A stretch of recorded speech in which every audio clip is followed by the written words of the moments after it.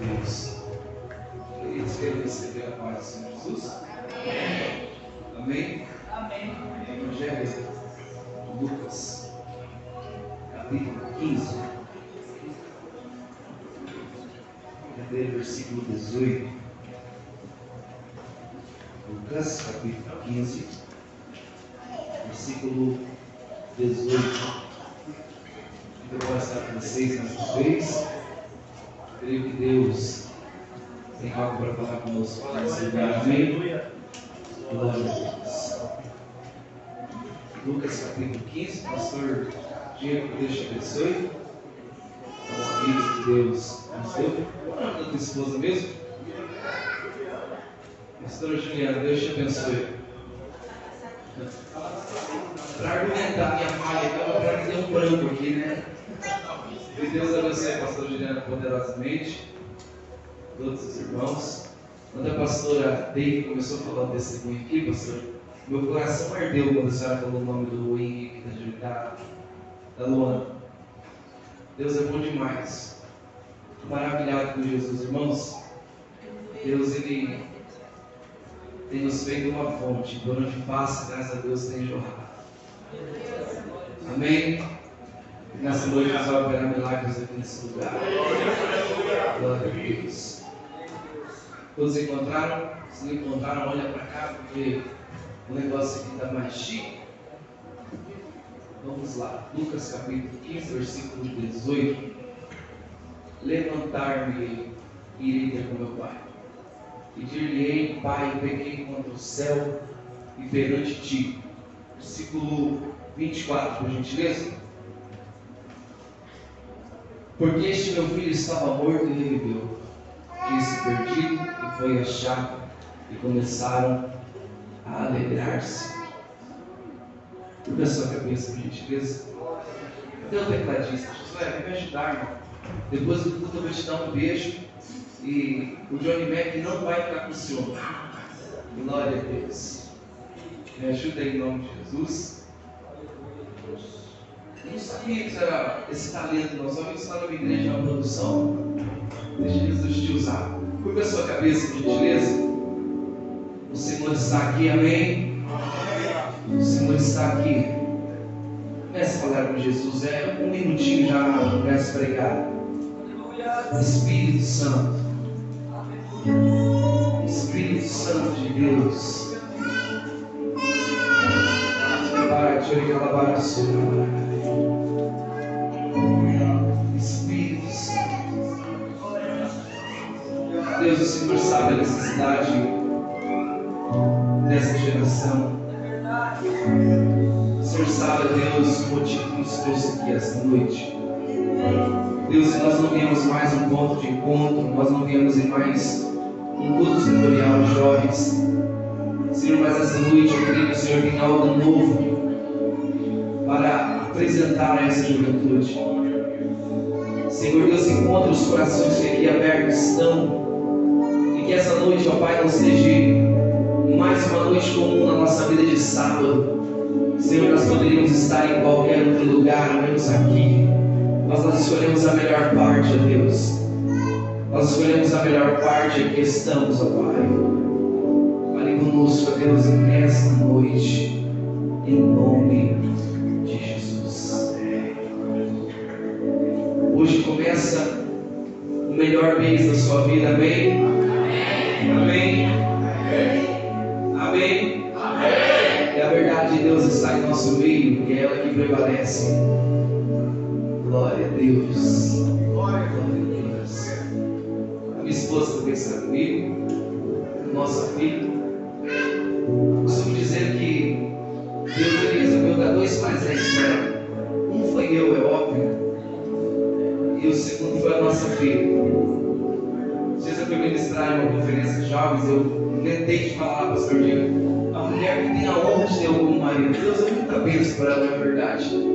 E as irmãs estavam no meio do culto, quase me matou aquele dia. Mas é bênção, né? Coisa que Deus dá para os casais. Cada um tem seu jargão, e esse que Deus deu para nós no final. Jesus tinha os seus meios de operar milagres, embora o ano 70 vai ficar marcado pela profundeza e simplicidade da forma imersa e simples que Jesus transmitia a sua palavra.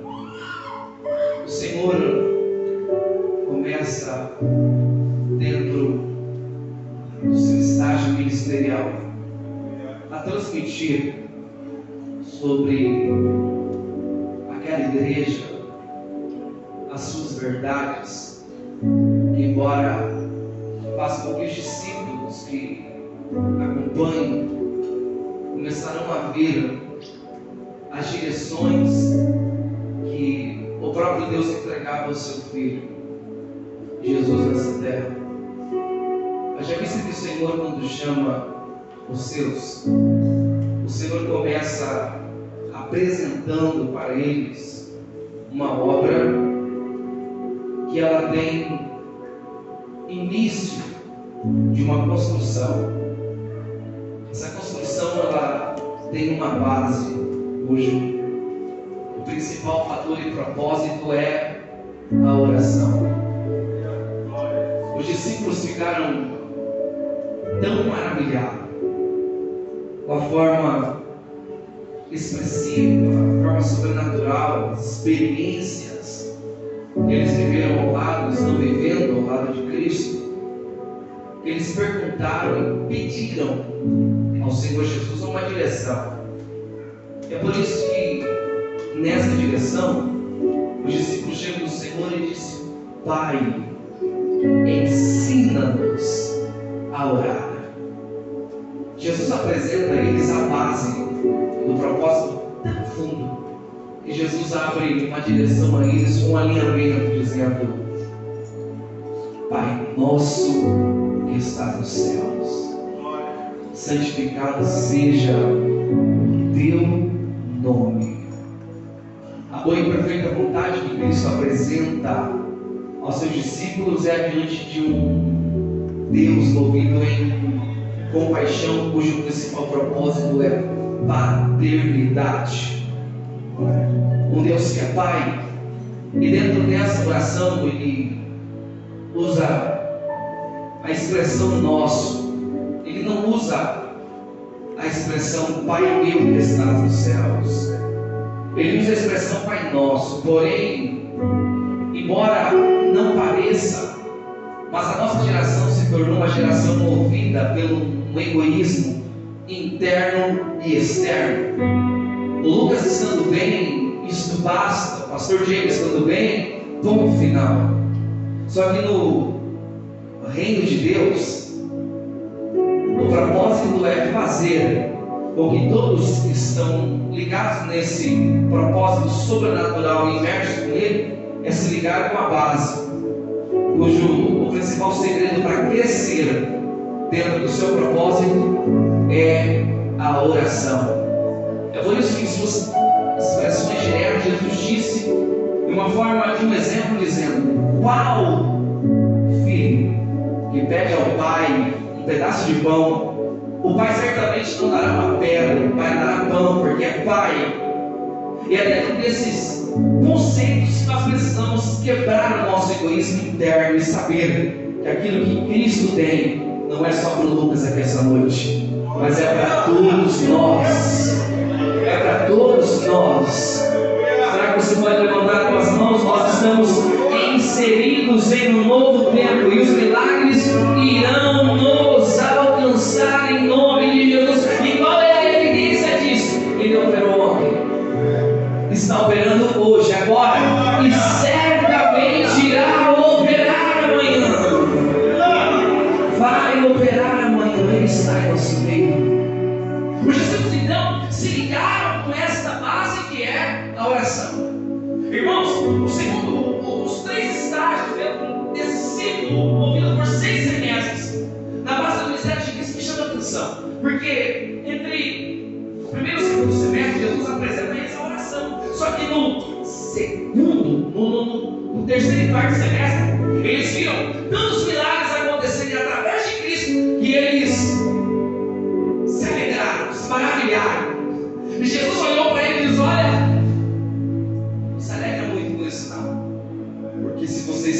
mim farão obras maiores que eu faço. Interessante porque já no quinto e sexto semestre, no terceiro ano do seu ministério, Jesus, nesse estágio, o Senhor apresenta esses discípulos: a partir de hoje eu não vos chamo mais servos, mas eu chamo vocês de meus amigos. Tem noção? A imersão que Cristo apresenta a eles é um relacionamento tão fundo que o Senhor está dizendo a eles: eu tenho algo maior ainda para vocês. Não sei se você está preparado para viver isso, mas o Senhor está nos chamando para viver coisas grandes, coisas profundas. Eu não sei se você acredita em profecia, mas eu já quero crer que esse ano vai ser o melhor ano da juventude. Exatamente, a glória de Deus vai encontrar a nossa cidade lá fora.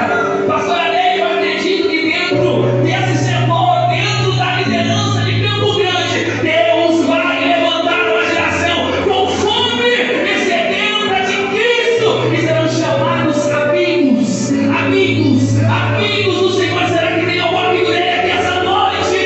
Será que tem amigo dele aqui nesse lugar?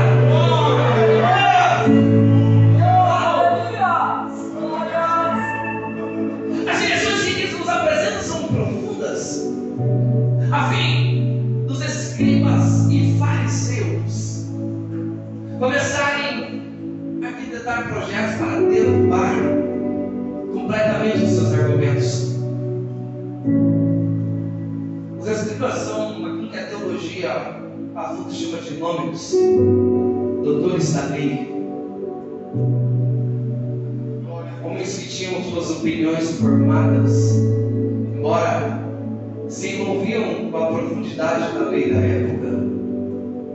De fato eles viram Jesus recebendo os pecadores, e além de receber pecadores, começa a comer com eles. Dentro dessa direção, o Senhor, no alinhamento dessa igreja, ele dizia: eu não vim para os santos, não vim para os sãos, eu vim para os doentes e pecadores. Os escribas começaram a argumentar todos os seus argumentos diante dos seus propósitos para tentar derrubar aquilo que Cristo está construindo. Só que essa obra aqui, ela está em construção, e o principal fator dessa obra, pastor Diego, eu já vi pedreiros que começaram a construção, empreiteiros principalmente, e no meio da obra eles abandonarem a obra. Só que esse aqui não. Aquilo que ele está construindo é uma obra que ele começou, e ele vai ser fiel para terminar. Aquilo que ele está construindo, os escribas tentam desconstruir.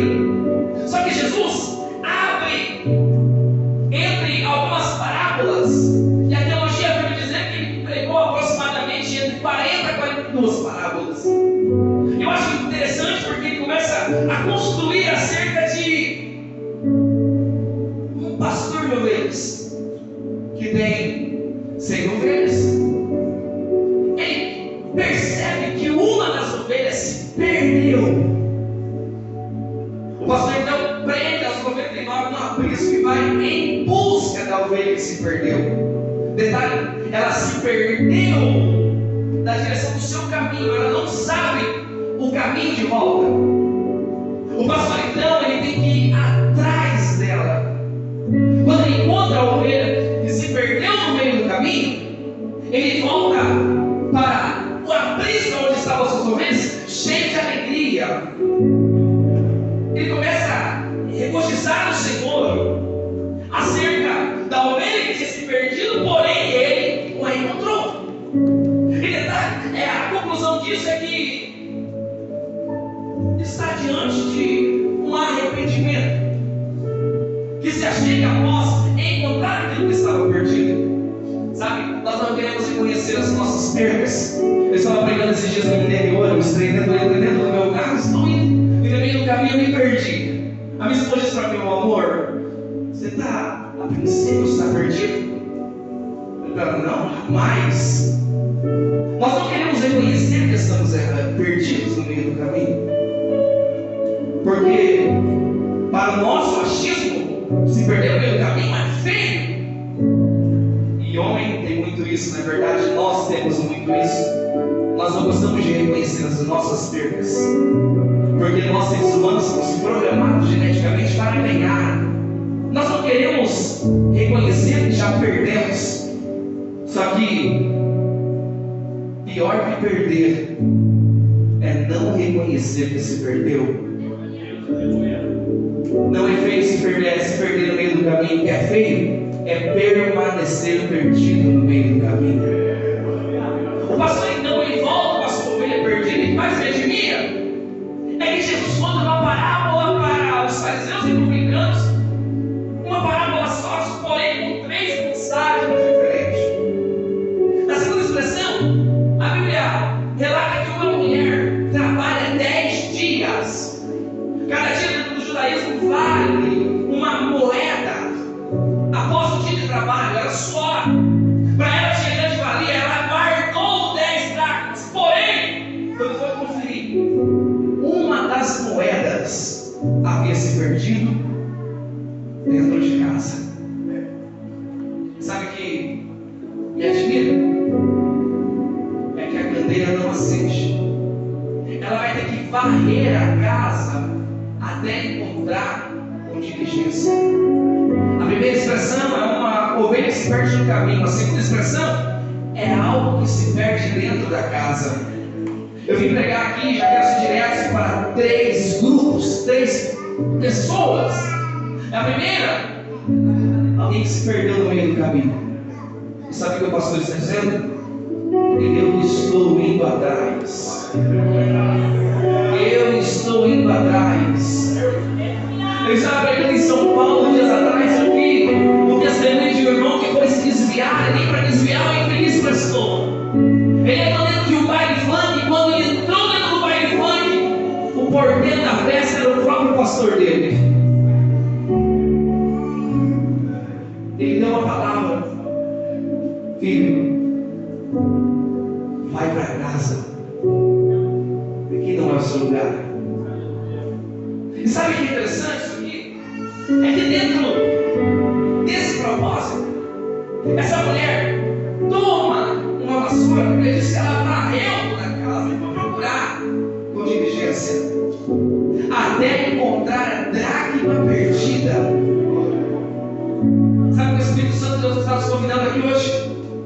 Em níveis espirituais, que possamos tomar uma vassoura nas nossas mãos pela fé e varrer essa casa interna aqui, varrer essa casa aqui onde Ele pretende habitar, varrer a casa e dizer: Senhor, pode entrar, a casa é sua, pode entrar, a casa é sua, pode entrar. Ela dizer que eu desci ouvindo que o Senhor não habita em casa suja. Pelo contrário, Ele está procurando uma casa para habitar aqui essa noite. Não é uma casa movida pela religiosidade interna, é uma casa que Ele, Jesus, entra e diz: Senhor, faça mudança, vem Espírito Santo, me lava, me ajuda a caminhar na tua presença, Deus. Isso é para quem quer ver coisas novas na presença do Senhor. Sabe o que eu acho interessante? Que lá em Levíticos, na Torá antiga, irmãos, quando a lenha toda queimava, ficava cinza sobre o altar, o sacerdote colocava uma roupa de linho fino, ele pegava uma espécie de pá nas mãos, tirava as cinzas do altar, colocava a lenha, e o versículo 6 tem começo, meio e fim: o fogo arderá continuamente, não se apagará. eu não sei qual foi a parte que a tua casa se perdeu, eu não sei qual foi a situação que a tua vida espiritual se perdeu, mas de uma coisa eu sei, são os 4 fatores da natureza, eles são loucos, se espalham na velocidade extraordinária, e querendo o diabo não, nós vamos voltar a queimar no centro da vontade de Deus. Levante as mãos, porque nós vamos incendiar a nossa cidade com a glória de Deus. Sim, a glória de Deus é quem nos envolve. Essa glória que propôs em nós relacionamentos. O problema é que dentro desse propósito existe uma parcela que se perde da casa e quer trazer para dentro da casa pessoas mais perdidas do que ela. Essa mulher, irmãos, ela vai procurar com diligência sozinha. Ela determinou os caras para que estão perdidos. Ela não chamou as amigas vizinhas para ajudá-la, mas pelo contrário, quando ela encontrou a dracma, ela chamou as amigas vizinhas que estavam do lado de fora, dizendo: vem, se alegra comigo, porque eu encontrei a minha dracma perdida. Para de trazer para lá de dentro quem Deus quer para lá de fora. Para de trazer para perto quem Deus quer longe. Se prepare, porque o Senhor está nos convidando para desconstruir construções erradas que construímos no meio do percurso dessa história. E o Senhor está dizendo: eu tenho um novo começo sobre a tua vida e sobre a tua história. Recomeços. Só que isso tudo está ligado ao Cronos de Deus, ao seu tempo. Simples. Fazendeiro tinha 2 filhos. O mais novo se aproxima do pai e diz: pai, dá-me a parte da herança que me pertence. Sabe o que eu acho interessante? É que um pede, porém os 2 recebem a mesma quantia. O pai não manda ninguém sair da casa. Eles estão com a herança nas mãos, porém o mais novo decide sair da casa do pai. Ele pega toda a sua herança. Sabe, irmãos, essa teoria, ela é meio contraditória, na verdade, porque a herança é algo que surge após a morte. A verdade é que aqui esse pai, se fôssemos olhar, não tem lógica o pai dar uma herança ao filho quando ainda está em vida. Normalmente em vida eles fazem aquilo que chamamos de testamento. A verdade é que esse pai está apresentando esse filho que nós chamamos na igreja de oferta. Ele pega, divide entre os filhos. Eu acho interessante é que o pai vê a cena do seu filho sair de casa. Acredito eu que quando o filho está saindo de casa, o pai já olha para os empregados e diz: prende o bezerro. Quem entende de ceva aqui sabe muito bem. Ceva é algo que demora tempo. Quando o filho sai de casa, ele olha para as costureiras e diz: prepare uma roupa nova para ele. Os que confeccionavam sandálias disse: prepare a melhor sandália. Se fosse na época mal de joias, ele diria: ó, prepare um anel para ele. Então ele diz: por quê? Porque ele saiu, mas ele vai voltar.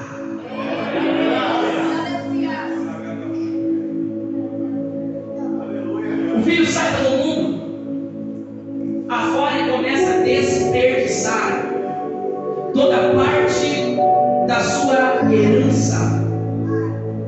Ele começa a gastar com os amigos. Acredito eu, se fosse trazendo a linguajar de hoje, nas tabacarias, nos bailantes da vida, na mesa de prostituição. Sabe o que eu acho interessante? É que quando a herança acabou, quando ele conseguiu gastar tudo aquilo que ele havia recebido do pai, os amigos também foram embora juntamente com ela. Ele recebe uma proposta para trabalhar no campo, cuidar de porcos nos campos. Eu acho interessante, queridos, que quando ele está alimentando os porcos, a Bíblia diz que ele desejou comer a comida dos porcos. Eu acho bonito aqui porque ele não comeu, ele desejou comer. Só que no momento que ele sente esse desejo, bate uma saudade dentro dele. E essa saudade não é dos amigos que o ajudou a gastar toda a sua herança. Essa saudade é da casa do pai. Sabe, o maior desviado não é aquele que saiu da igreja, o maior desviado é aquele que está desviado dentro da igreja. Ele, no último ano de faculdade dele, lá no Texas, ele estava pregando numa cidade vizinha. Irmãos, ele chegou dentro de casa, ele viu o filho foi dar um abraço ao pai, e disse ao filho do pai: pai, onde está o meu presente? E o filho disse para ele, pai, o presente? O pai foi sem reação. Ele saiu do abraço do pai e foi revirar as malas. Ele revirou todas as malas e não encontrou nada lá, queridos. Daí, quando estava apresentando o TCC na faculdade, ele disse: o maior problema dessa geração é que o pai está de braços abertos para crescer no relacionamento. Só que eles fazem questão de sair do abraço do pai e procurar nas malas pequenos presentes. Seria muito medíocre da nossa parte viver dentro desse tempo, desejando comer comida dos porcos, sabendo que nós temos um pai dotado de poder. Eu estou pregando para uma geração que eu também estou incluído nela. E nós temos saudade de 10 anos atrás. Nós temos saudade de cultos que marcaram a nossa vida. Só que o Senhor está dizendo a nós: nós não devemos levantar monumentos de saudade. É como se o Senhor estivesse falando para nós, a mão de sábado, 1º de abril, dizendo: Lucas, juventude, a glória dessa última casa será maior do que a da primeira. Será maior do que a da primeira. Sim! Esse menino, então, irmãos, era interessante. Quando ele sentiu fome, quando a fome bateu, ele lembrou da casa do pai. Nós podemos ter dinheiro, podemos conquistar, podemos estar em um alto nível na sociedade, só que tem uma fome em nós que só o Senhor pode saciar. Um vazio estava dentro dele. Ele lembrou da casa do pai. Ele disse consigo mesmo: jornalistas, meu pai, os empregados do meu pai têm abundância de pão, e eu aqui pereço de fome. Olha que interessante. Levantar-me-ei e irei ter com meu pai. Eu diria: Pai, eu peguei dos céus e perante ti. Sabe o que eu acho mais bonito, pastor Diego? É que 3 dias atrás eu tive um sonho, e o sonho que eu sonhei foi justamente com esta palavra.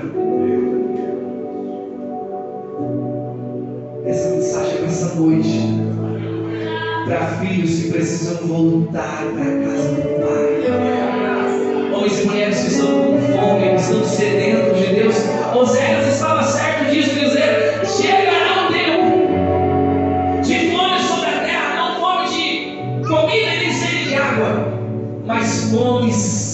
noite de ouvir a palavra de Deus. Fome e sede. Fome e sede. Nós temos uma fome insaciável. É a fome de Deus. Quantos aqui tem fome ainda, Senhor? Quantos aqui tem fome ainda? Ele se levantou e foi ter com o seu pai. E sabe o que é interessante? Que pelos mesmos caminhos que ele passou por toda a sua herança, é o percurso que ele vai usar de volta para casa. E dentro desse percurso de volta para casa, ele ia refletir, porque os lugares que ele está passando, ele começa a se lembrar. E dentro desses lugares, foram onde ele se perdeu. Ele se perde na casa, se perde no caminho, só que decide voltar.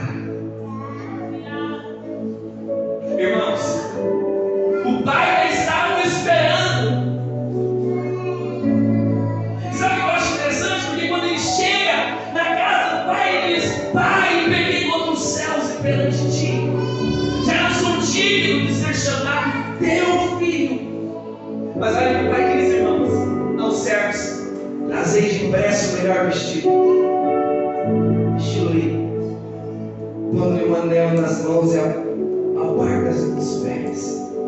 Trazei o bezerro cevado, matai, e comamos e alimentemos. Porque este meu filho estava morto e reviveu. Tinha se perdido e foi achado. E começaram a alegrar-se. Há uma teologia que, paz meus senhores, eu tenho 15 anos que eu sirvo a Deus, eu não concordo com isso. Esses dias eu vi alguém postar dizendo: o filho mais novo não volta para casa do pai com o olhar de acusação do filho mais velho.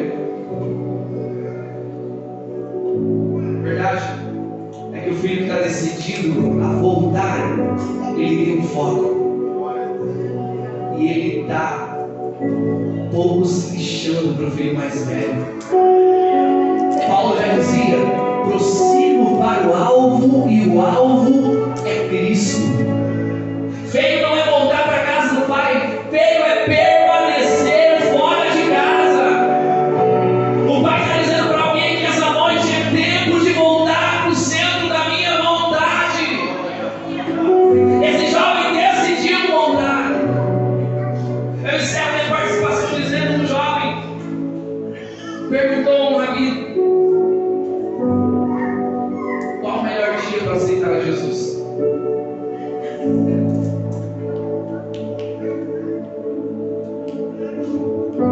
Ele disse: quando você morrer. O jovem perguntou para ele: mas eu não sei quando eu vou morrer. Então faça isso todos os dias, porque quando morrer já é tarde. Vamos colocar de pé. Júnior, vem me ajudar, por gentileza. Coloque as mãos no seu coração. Vou pregar para quem está com saudade da casa do pai, do abraço do pai. Pessoas que precisam urgentemente estar no centro da vontade de Deus. O Senhor está te chamando para viver coisas novas. Coisas novas, coisas novas, coisas novas. Espírito Santo de Deus. Espírito Santo de Deus. Isso, comece a orar ao Senhor agora. Comece a orar. Sinta o fluir de muitas águas em nosso meio. Sinta o fluir.